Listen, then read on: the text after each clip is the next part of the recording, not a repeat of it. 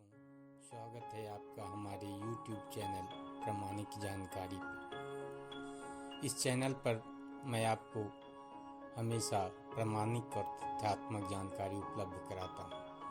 आज मैं आप लोगों को बिहार सरकार के एक महत्वपूर्ण कार्य जातीय गणना के संदर्भ में आवश्यक जानकारी उपलब्ध कराऊंगा। जातीय गणना 2 चरणों में होने वाली है। प्रथम चरण के एक महत्वपूर्ण कार्य मकान और भवन नंबरीकरण के संदर्भ में मैं तथ्यात्मक जानकारी उपलब्ध कराने की कोशिश कर रहा हूं। मैं समझता हूं कि पूरा वीडियो देखने के बाद मकान नंबरीकरण के संदर्भ में आपकी जो भी भ्रांतियां होगी वो दूर हो जाएगी। मकान नंबरीकरण से पहले आपको कुछ तैयारी करने की आवश्यकता है। सर्वप्रथम आप अपने आवंटित ब्लॉक का भ्रमण कर लेंगे और उसके लिए एक नजरी नक्शे को तैयार करें। आप नजरी नक्शे को रफ पेपर पर भी तैयार कर सकते हैं। आप आवंटित ब्लॉक में जाएं और उसकी चौहद्दी और अन्य महत्वपूर्ण स्थलों का निरीक्षण करें। किसी जानकार व्यक्ति से भ्रमण के दौरान आप जानकारियां इकट्ठा कर सकते हैं। उनकी आवंटित ब्लॉक की चौहद्दी को और आपको जो आवंटित किया गया है जिसमें चौहद्दी दर्ज है उसका मिलान कर लें। अगर किसी प्रकार की दुविधा हो या वास्तविक रूप से क्षेत्र भ्रमण के दौरान आपको ऐसा लगे कि आपको आवंटित ब्लॉक की जो चौहद्दी दी गई है उसमें किसी प्रकार की फेरबदल की आवश्यकता है तो आप तत्काल अपने पर्यवेक्षक से संपर्क कर सकते हैं।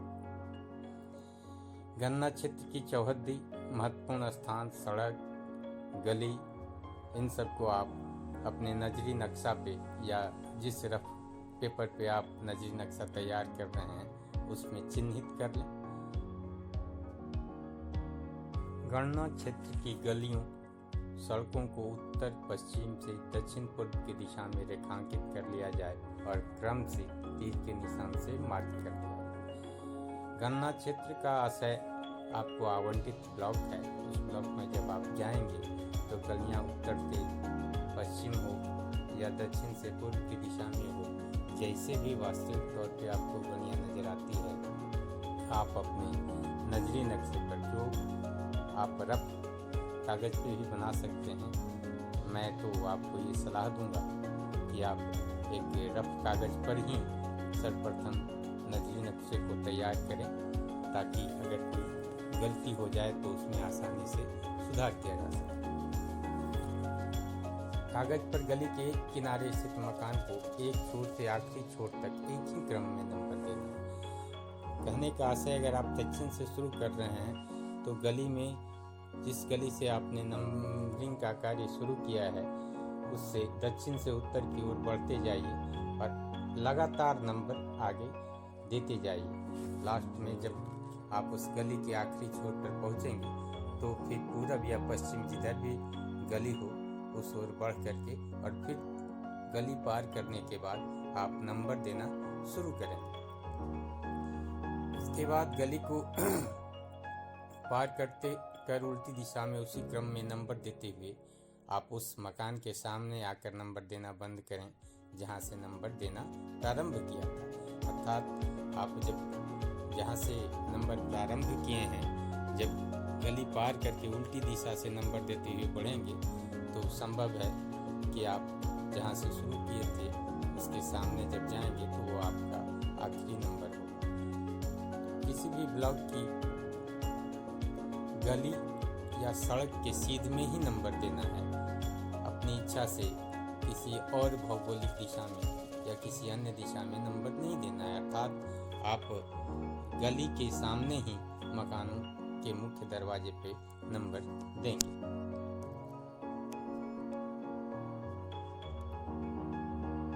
अगर किसी नगर निकाय में या ग्राम पंचायत में पहले से होल्डिंग नंबर मौजूद है तो आप उसका भी उपयोग मकान नंबर के रूप में कर सकते हैं। अगर आखिरी होल्डिंग नंबर 101 है तो छूटे हुए मकान को एक क्रम से उससे आगे का नंबर 102, 103, 104, 105 के क्रम में आप देंगे और इस होल्डिंग नंबर की सूची आप संबंधित चार्ज अधिकारी से प्राप्त कर सकते हैं। हालांकि ऐसा क्षेत्र आपको नहीं ही मिलेगा जहां सिलसिलेवार ढंग से होल्डिंग नंबर पूर्व से मौजूद हो, इसलिए आपको अलग से मकान नंबर देने की ज़रूरत होगी। वैसे क्षेत्र जहां बेतरतीब ढंग से होल्डिंग नंबर दिया हुआ है तो आपको नए सिरे से मकान नंबर देना होगा। आपके गणना क्षेत्र में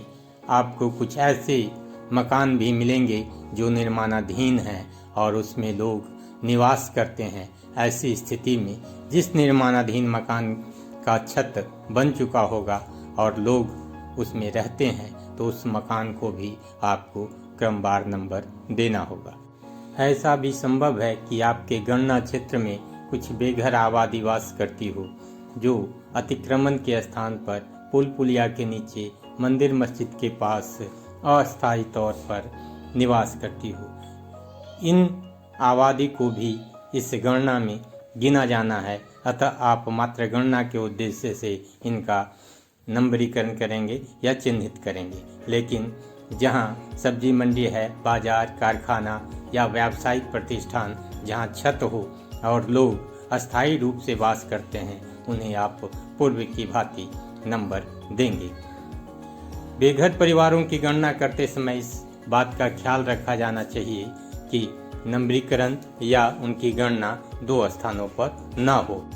प्रत्येक गणना भवन को क्रमिक रूप से आरंभ से नंबर दिया जाएगा और प्रत्येक भवन के अधीन गणना मकान को नंबर दिया जाएगा।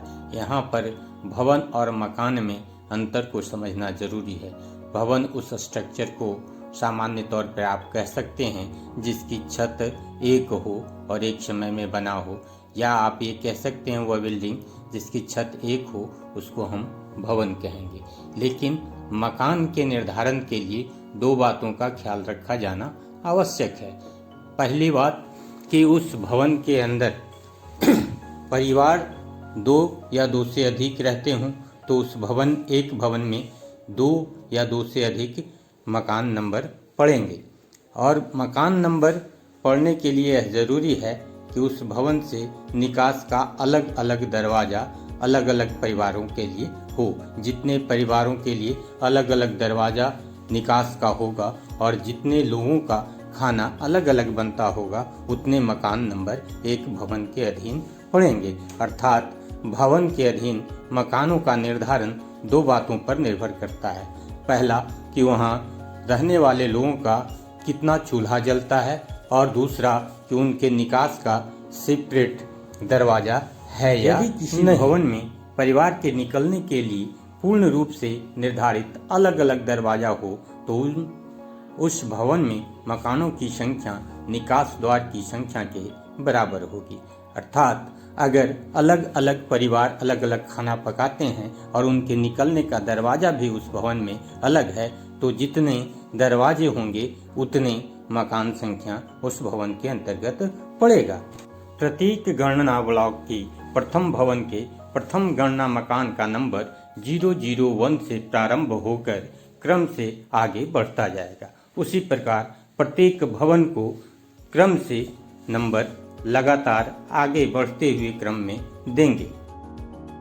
गणना मकानों के नंबरीकरण के इस उदाहरण को ध्यान से देखें। मान लीजिए आपने जहां से भवन का नंबरीकरण प्रारंभ किया है पहले भवन को 001 नंबर दिया और उस गणना भवन में दो गणना मकान हैं, अर्थात दो सेपरेट दरवाजे हैं और उस भवन में दो परिवार अलग अलग चूल्हा जलाकर खाना बनाते हैं, तो वहाँ उस भवन में के अंतर्गत दो गणना मकानों को नंबर पड़ेगा और वो शुरू होगा 001 और दूसरा होगा 002, जिसे हम उनके निकास दरवाजे के बगल में अंकित करेंगे। इसी प्रकार भवन नंबर 2 में मान लेते हैं 002 नंबर दिया और उस भवन के अंतर्गत 3 गणना मकान हैं, अर्थात 3 निकास के अलग अलग दरवाजे हैं, तो हम क्रम से फिर आगे बढ़ते हुए 003, 004, 005 उनके निकास दरवाजे के बगल में अंकित करेंगे और इसी प्रकार हम क्रम से भवनों और मकानों को नंबर देते हुए आगे बढ़ते जाएंगे। आइए अब हम चित्र के माध्यम से भवन और मकान को समझते हैं। इस चित्र में एक भवन है जिसमें निकास का एक ही दरवाजा है, इसलिए इसमें एक भवन नंबर और एक गणना मकान नंबर पड़ेगा।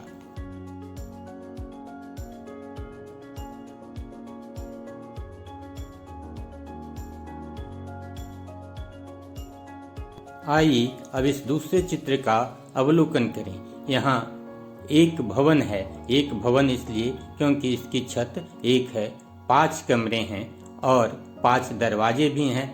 2 परिवार इस भवन में रहते हैं, अतः इस भवन को एक संख्या और मकान गणना संख्या इस भवन में 2 हो गए, क्योंकि केवल 2 ही परिवार रहते हैं। इसलिए यह कतई न समझें कि जितने दरवाजे होंगे उतना ही मकान संख्या होगा। यहाँ मकान संख्या के निर्धारण में इस बात का ध्यान रखना है कि कितने परिवार उस एक भवन में अलग अलग खाना पकाते हैं तथा उनके निकास का सेपरेट दरवाजा है या नहीं। अब हम एक अन्य उदाहरण का अवलोकन करें। इस चित्र को देखें। इसमें 6 लगातार भवन हैं। लगातार भवन का अर्थ है कि ये अलग अलग स्वामित्व में और अलग अलग समय में निर्मित हैं, लेकिन इनकी दीवार साझी है, अतः देखने में ऐसा लगता है कि इस भवन का छत एक ही है, लेकिन वास्तव में ये 6 भवन हैं। अतः इन भवनों को 6 नंबर 1 से लेकर 6 तक का नंबर पड़ेगा, जिसमें से भवन संख्या 1 से भवन संख्या 4 तक प्रत्येक भवन में एक एक गणना मकान है, क्योंकि इसमें परिवार के निकलने का एक ही सेपरेट दरवाजा है। इसलिए इस प्रत्येक भवन को एक एक क्रम से आगे बढ़ते हुए नंबर देंगे और प्रत्येक भवन में एक एक मकान नंबर अंकित करेंगे। लेकिन भवन संख्या 5 में दो निकास के सेपरेट दरवाजे हैं और 2 परिवार रहते हैं, अतः भवन संख्या 5 में 2 मकान नंबर पड़ेगा। छठे भवन में 3 परिवार रहते हैं जो अलग अलग खाना पकाते हैं और इनके निकास का 3 अलग अलग दरवाजा है, अतः इस भवन संख्या 6 के अंतर्गत 3 मकान नंबर पड़ेंगे। इस प्रकार के भवन बहुमंजिली इमारत खासकर शहरों में आपको अधिक देखने को मिलेंगे, जहां अलग अलग तल्ले पे अलग अलग फ्लैट का निर्माण है और अलग अलग परिवार उसमें रहते हैं। अतः इस प्रकार के भवन को भवन 1 माना जाएगा, जबकि इसमें गणना मकानों की संख्या 8 हो जाएगी, क्योंकि इसमें 8 फ्लैट हैं या 8 निकास के अलग अलग दरवाजे हैं और 8 परिवार इसमें अलग अलग खाना पकाकर खाते हैं, अलग अलग रहते हैं। अतः इस बहुमंजिली इमारत में भवन संख्या 1 होगा, जबकि गणना मकानों की संख्या 8 हो जाएगी।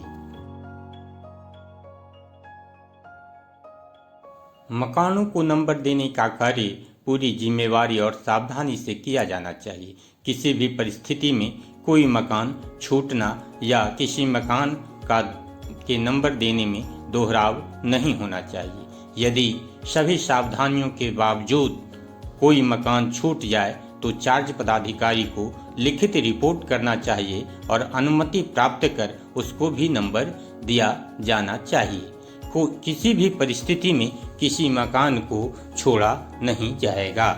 उदाहरण के लिए, यदि अंतिम मकान को 153 नंबर दिया गया है तथा यदि कोई भवन संख्या 10 तथा भवन संख्या 11 के बीच छूट गया था या नया भवन बन गया या आवासीय हो गया, तो उसे 10/1 भवन नंबर दिया जाएगा और यदि उसमें 2 गणना मकान हों तो उसे 154 एवं 155 गणना मकान संख्या दिया जाएगा।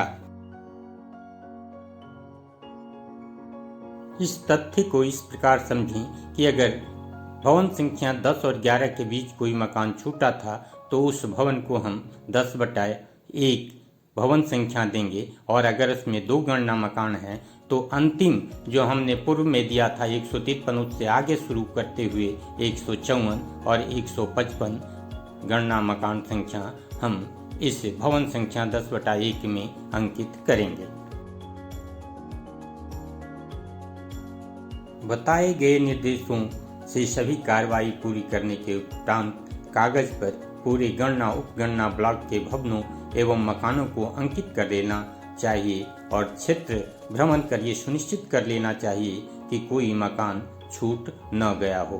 सुनिश्चित हो जाने के उपरांत प्रगणक नक्शा को अच्छी तरह से तैयार कर लेना चाहिए। लाल रंग के अस्थायी मार्कर पेन से भवनों तथा मकान के मुख्य प्रवेश द्वार के बगल में भवनों तथा गणना मकानों का नंबर अंकित करना है। भवन का नंबर किस प्रकार से लिखा जाएगा इसे समझने के लिए आइए इस उदाहरण का अवलोकन करें। मान लेते हैं भवन नंबर 02 में 3 गणना मकान 003, 004 और 005 हैं। तो इस प्रकार से भवन के मुख्य द्वार के बगल में लाल मार्कर से 6 इंच बाई 6 इंच के वर्ग बनाकर हम उसमें 002 और उसके नीचे मकान संख्या 003 से 005 तक अंकित कर देंगे। भवन के मुख्य द्वार पर इस प्रकार से भवन संख्या अंकित करने के पश्चात हम इस भवन के अंतर्गत जो 3 गणना मकान हैं उनके निकास द्वार पर इस प्रकार से मकान संख्या भी अंकित करेंगे। भवन संख्या 2 में जो 3 गणना मकान थे उनके निकास द्वार के बगल में हम इस प्रकार से मकान संख्या अंकित करेंगे। पहले लाल 6 इंच बाई 6 इंच के बॉक्स में गण लिखते हुए 003, फिर अगले क्रम में जो दरवाजा आएगा वहाँ पे गण 004 और फिर उसके आगे जो मकान आएगा उसमें गण 005 अंकित करेंगे। प्रशिक्षण उपरांत जो निर्देश प्राप्त हुए हैं उसमें इस बात का ख्याल रखना है कि भवनों और मकानों को नंबर देते समय केवल ऐसे भवनों और मकानों को नंबर देना है जो पूर्णतः या अंशतः आवासीय हों।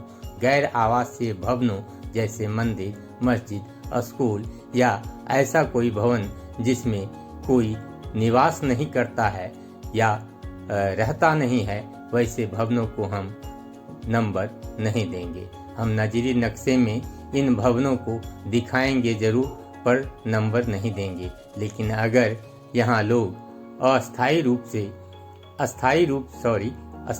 से निवास करते हैं तो इन्हें भी क्रम से नंबर दिया जाएगा। अर्थात जैसे किसी मंदिर में कोई पुजारी रहता है और खाना पकाता है तो ऐसे मंदिर में मकान नंबर और भवन नंबर दोनों पड़ेगा। किसी स्कूल में अगर आवासीय परिसर भी हो और वहाँ शिक्षक या प्रधानाध्यापक रहते हैं तो उस स्कूल को भवन नंबर और मकान नंबर दोनों दिया जाएगा।